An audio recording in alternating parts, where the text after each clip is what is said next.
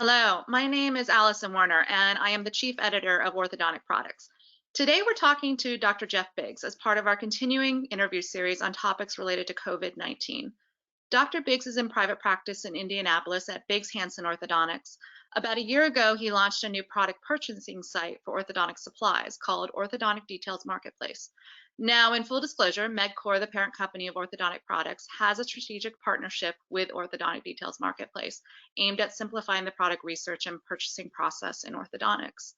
But today I wanted to speak to Dr. Biggs as part of our continuing coverage on how orthodontic practices and the overall industry are dealing with COVID-19. So thank you, Dr. Biggs, for being with us today. And thanks for having me.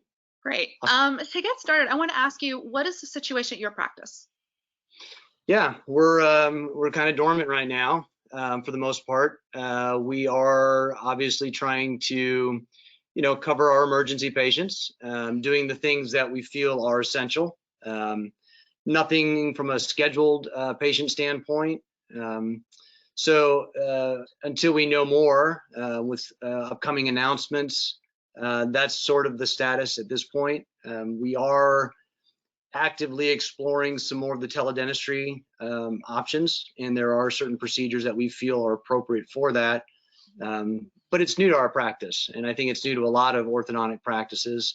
And albeit with the extra time, we've had a chance to research some companies that offer these services, which seem to be excellent opportunities to explore in the future. We had not done that to this point. So we're learning as much as we can, as quickly as we can, to try and mitigate some of the frustration that patients might be enduring by not being seen or concerned of extending their treatment times. So that is an option we're currently looking at in the days to come. Okay. And when you do need to see patients or need to handle some kind of emergency, how are you going about that at this point? It's fairly isolated at this point, and for the most part, we do have individuals that are taking calls. Typically, the problem gets relayed to myself or my partner, so that we can determine the urgency and the severity of the issue.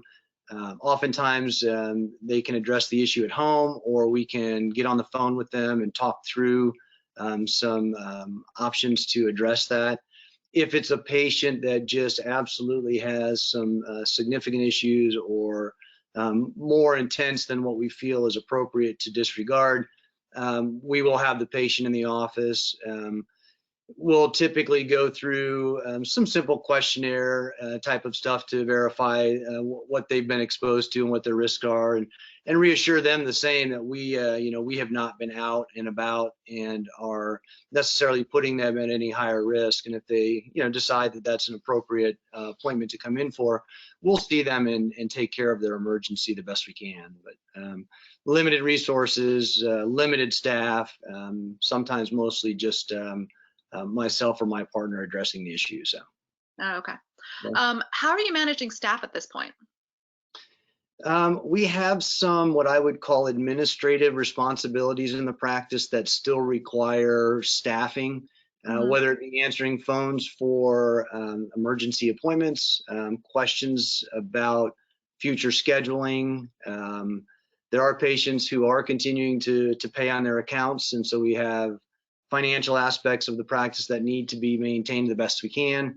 So there are certain individuals that are in the office for certain periods of time, very limited at this stage, and certainly respecting the social distancing and any type of exposure, not only to each other, but to any type of patient. So the office is not open for patients to walk into. So it's again, a day-by-day type of approach on the need. If we feel we're going to expand our opportunities for teledentistry, it may require that we request staff members come into the office. We're trying to maintain certain administrative duties, but not expose ourselves and our patients and our staff and their families to the risks that are out there. So. Okay. Well, let's switch gears a little bit and talk about this from the product supply angle. With Orthodontic Details Marketplace, you are plugged into the product side of this crisis. What are you seeing from that perspective? Yeah, it's been a very interesting process to say the least. We're a young company, and we have developed some very good relationships with suppliers who obviously provide PPE and other equipment that orthodontists purchase on a regular basis. And leading up to this, we saw the writing on the wall in a sense that when there was a shortage of masks taking place in China, there were orders coming in for the marketplace for those masks. And we recognized the potential severity of this from a company standpoint. I was very ignorant to the expansive nature of this when that was coming in, and it was almost that influx of orders for masks from individuals from China that really um, uh, opened our eyes to it as a company. I think our initial focus was how could we get the necessary supplies into the hands of orthodontists for their patients in their practice. Hmm. And that concern obviously took a very drastic pivot and shift, not only because supplies were not available, but because now the shift in the focus was on the wonderful individuals on the front lines who are, putting themselves out there and not having the appropriate PPE. So, from a company standpoint, not just as an orthodontist, we've had to think differently about supplies for ourselves and our practice and our patients, both now and moving forward. I mean, I think there's an interesting dichotomy with this process in the sense that we're trying to make sure that there's supplies available for the individuals who need them urgently and immediately. Hmm. And then there's the other side of the brain, I think, that says, but when we go back to work, we need to make sure we have our supplies. And so there's this struggle on what and how to prepare and plan for that, which I don't have the answers for. Yeah. And I'm looking at it both as an orthodontist and also someone who is knowledgeable in sort of the supply side of things. Our suppliers, at least on Details Marketplace, have been phenomenal on reaching out and working to try and secure supplies the best they can. And, there are certainly opportunities out there for companies to take advantage of individuals. And that's never something that we have done nor would do um, in terms of upcharging on these types of equipment. Hmm. But I think just getting and securing that is very, very challenging Yeah. for us, as networked as we are in the supply chain with individuals. We're finding it very challenging for our vendors and suppliers to provide product for the marketplace. Yeah. So, Okay. That's only bound to continue. So, imagine. last week I spoke to two orthodontists about their office closures, and one of them mentioned the ethical issues of being open and using masks and other PPE for orthodontic procedures while frontline healthcare workers are facing extreme shortages. I know that in the last few days, Orthodontic Details Marketplace launched a mass drive asking orthodontic practices to donate excess masks to healthcare workers directly treating COVID-19. What prompted the company to launch this drive, and how can orthodontic practices get involved? Yeah, it was one of these types of things where I think as orthodontists, we all want to try and help and do something that feels good and is beneficial, either to orthodontics and the profession directly, or in this case, to just society. And Mhm. so, as a company, recognizing that right now people are not buying orthodontic products. Few of them are spending time researching products. Some of those products aren't even available, whether it's Mhm. masks or gloves or some of the things that are essential.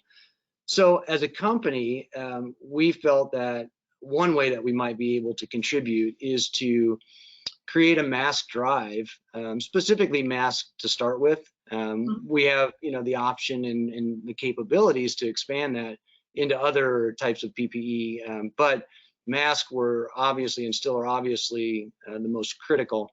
So we decided to focus our team's effort and development on creating an opportunity for orthodontists to contribute any additional supplies that they may have in their offices. to a community mask drive. And the objective was basically to provide an area or a place for orthodontists to send their supplies, with the intent that they would end up in the hands of the front lines and the healthcare providers who need them most. Locally, we've had a couple of hospitals that have reached out. We have made a reasonably large donation when we launched to one of the larger healthcare providers here in Indianapolis.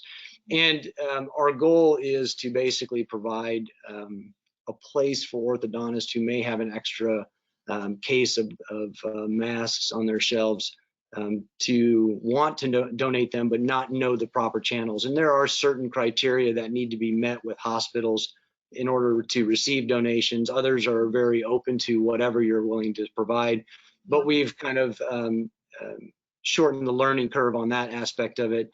So we're very excited to help orthodontists contribute by distributing masks that they may be willing to donate into healthcare facilities that are in need.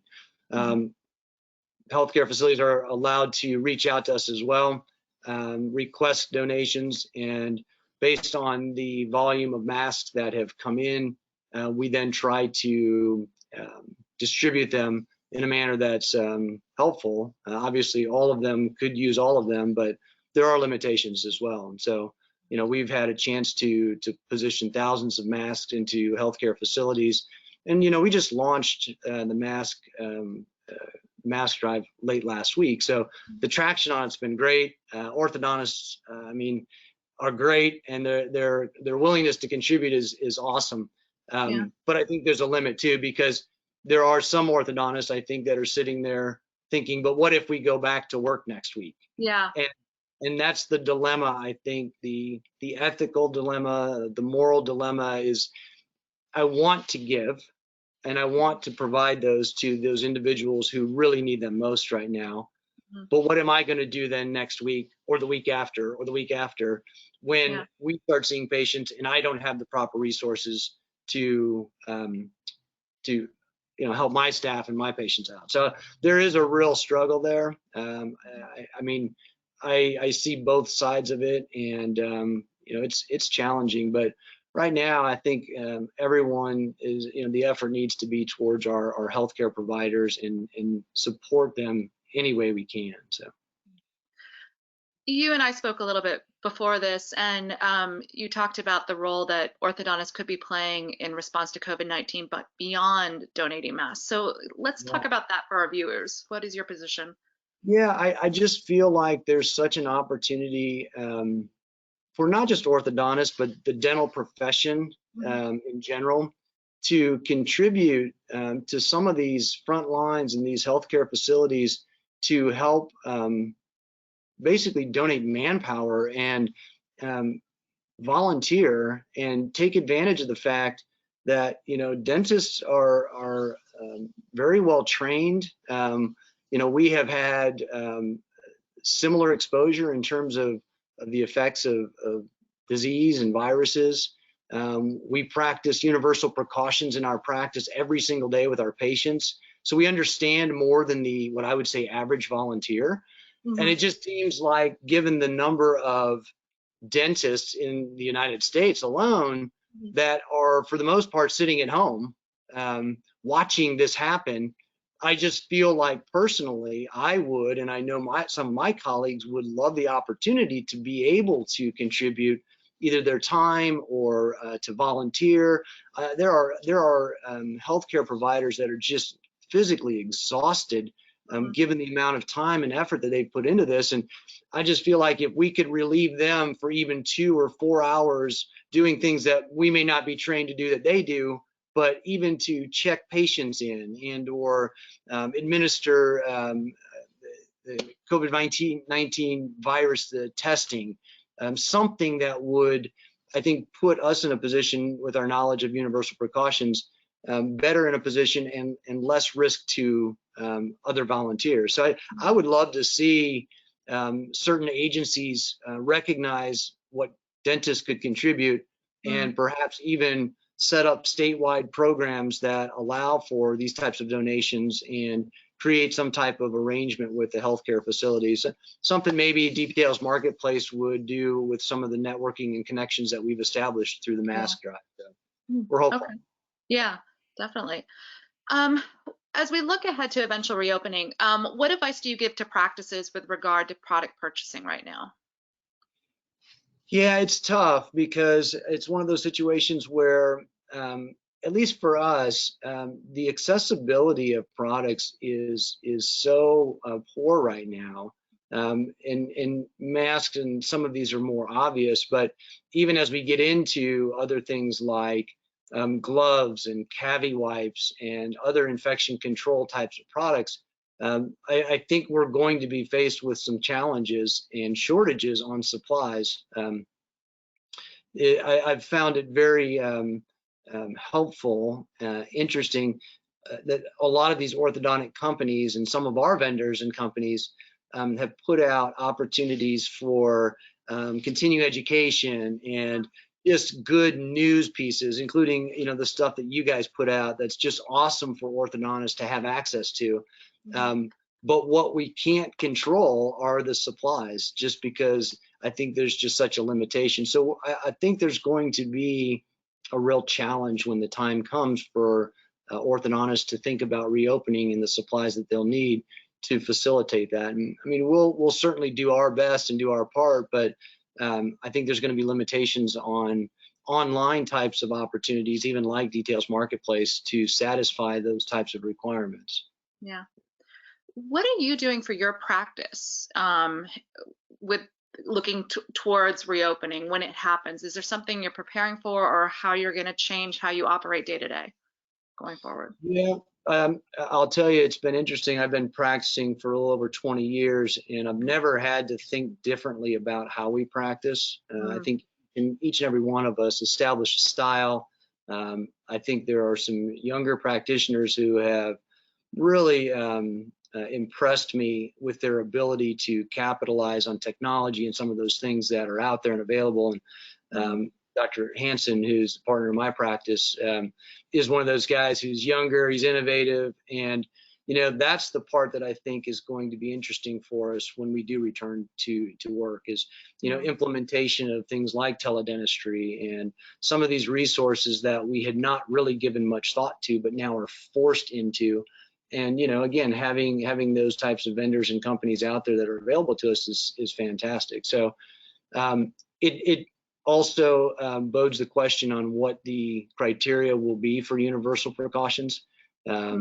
Thinking through some of the procedures that we do, whether it's debonds or bonding appointments that may be higher risk for producing aerosols or airborne types of droplets, and whether or not our previous guidelines on what was appropriate from a universal precautions is still appropriate. So morphing our inventories and things of that nature based on new guidelines that I think will be set. It's a new normal, and so we're going to have to work through that, and time will tell. But it's really, I think it's been a learning experience for me and for our practice. Watching all of the struggles that I know each of us are faced with, and whether it's decisions about staffing and employment and maintaining staff members and paying staff members and things of that nature. And now, with the CARES Act and some of that's put out there, I think there's some great opportunities for us to stay strong and continue to work towards getting back into our practice and being able to see our patients, which we all certainly desire to do. But there's a lot of learning along the way, I think, between now and then, in an area where you feel like you've been exposed to and learned as much as you needed to, and that's not me, and that's not our practice. We're still learning every minute of every day of this crisis. So yeah, definitely. Well, I want to thank you for taking the time to talk to me today. For more information about the Mass Drive and how to participate, go to the website detailsmarketplace.com/Mass Drive. I think we'll have it below this video. And with that, I'd like to thank you for watching. Please be sure to visit Orthodontic Products website for the latest industry and product news. And we will be back soon with more information on how to navigate the path ahead. Thank you and take care. thank you. Thanks.